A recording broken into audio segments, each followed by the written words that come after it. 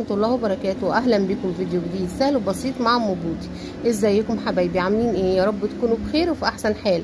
النهارده ان شاء الله هنعمل القرص الطريه، قرص الافران بشكل الفرن وطعم مقرب من الفرن بس احلى شويه، بالاضافات اللي هنضيفها موجوده في كل بيت ان شاء الله. وهنحشيها حشوه بديل للشوكولاته، طعمها حلو جدا جدا. هما طبعا في الفرن ما بيحشوهاش شوكولاته.